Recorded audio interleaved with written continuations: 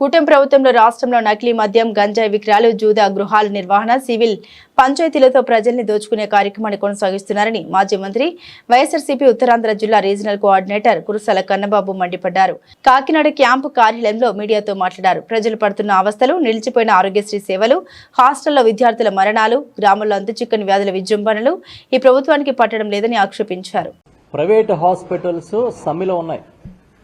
ఆరోగ్యశ్రీని మీరు మా బకాయిలు ఇవ్వండి అని చెప్పి విజయవాడలో కనీసం 1000 మందికి తక్కువ కాకుండా డాక్టర్లు, ప్రైవేట్ డాక్టర్లు వెళ్ళి ధర్నా చేశారు.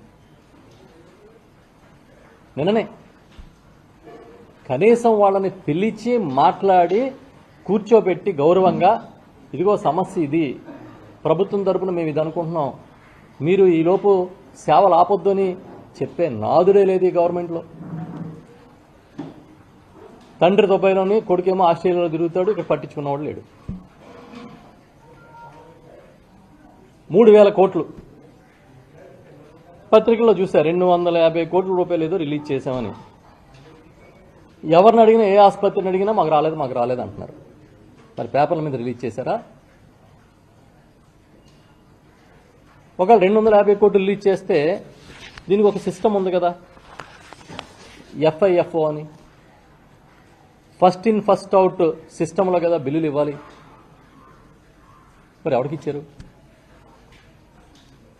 పోనీగా పలానా తేదీకి మీ బిల్లులు ఇస్తాము, మీ బకాయిలు ఇస్తాము, ఈ రాష్ట్ర ఆర్థిక పరిస్థితి దృష్ట్యా ఇబ్బందులు ఉన్నాయి అని వాళ్ళని కూర్చోబెట్టి చెప్పే బాధ్యత ఈ ప్రభుత్వానికి ఉందా?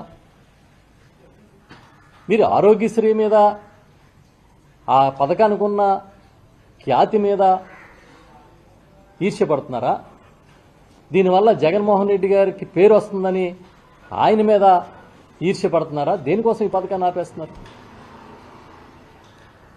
అనారోగ్యాలు మొదలుకొని పెద్ద పెద్ద ఇన్ఫెక్షన్స్ వరకు ప్రబలుతున్నాయి కదా. దీని మీద మీ ప్లాన్ ఏంటి?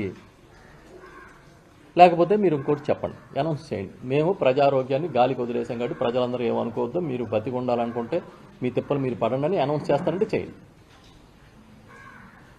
హాస్టల్లో పిల్లలకి తాగునీరు ఇవ్వకపోతే వాళ్ళేమో కామెర్లు వచ్చి చచ్చిపోతారు. ఇంకో గ్రామంలో ఊరు మొత్తం మీద ఎందుకు చనిపోయారో తెలియదు, నీళ్లు కలుషితమో గాలి కలుషితమో 45 మంది చనిపోయారని ఆ గుంటూరు జిల్లాలో వార్తలు వస్తున్నాయి. పల్నాడు ప్రాంతంలో మీకు చెమ కుట్టినట్టనే లేదు.